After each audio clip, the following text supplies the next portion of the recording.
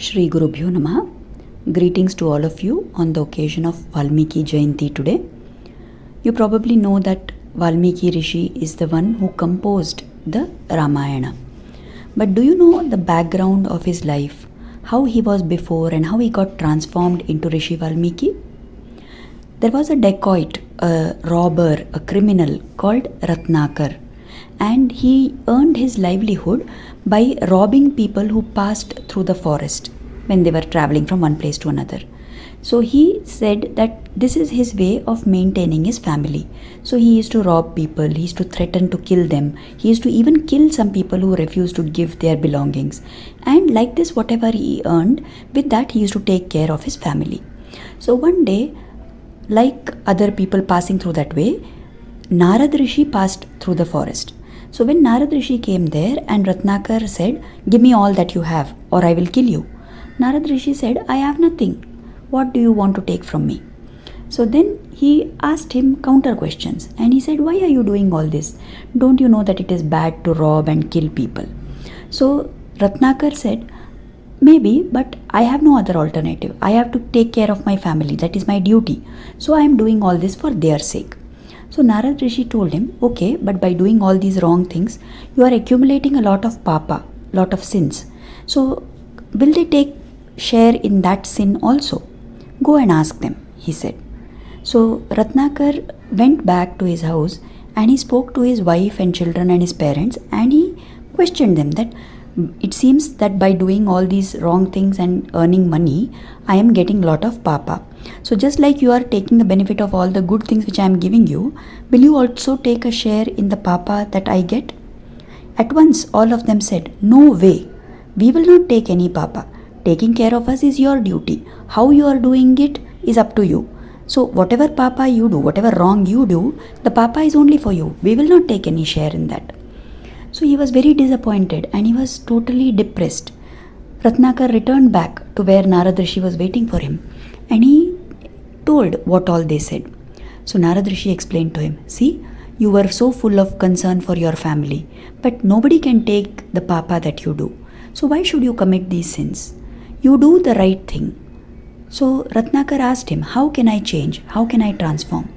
And Narad Rishi gave him the japa. He said, "You chant Ramanama and you say Rama Rama and you sit like this and you will become a better person." Now this Ratnakar was so bad that he could not even say Rama. He could only say Mara. So Narad Rishi told him, "Fine, no problem. You keep chanting Mara, Mara, Mara."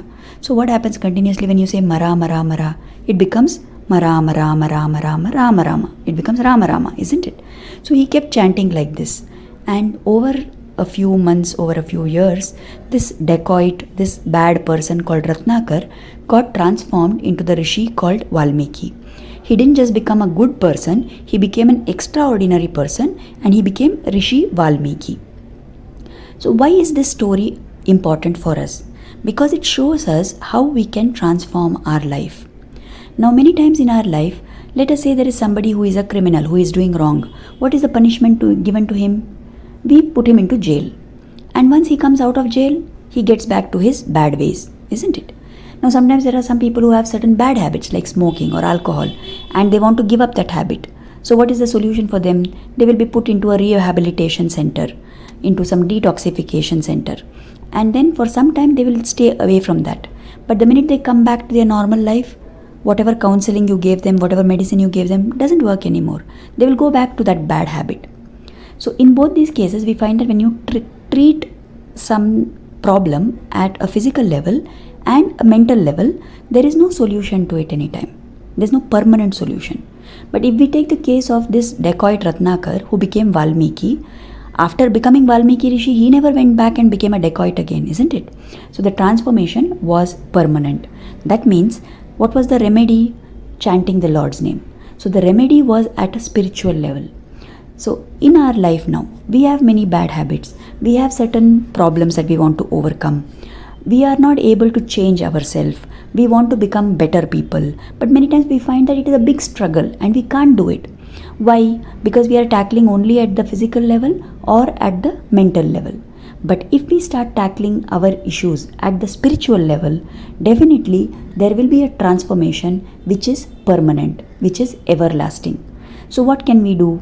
We must also chant the Lord's name and chant it continuously in our mind as much as possible. If we can't do like that, at least to start with, decide that we will set aside 5 minutes every day in the morning and 5 minutes every day in the evening to chant the Lord's name.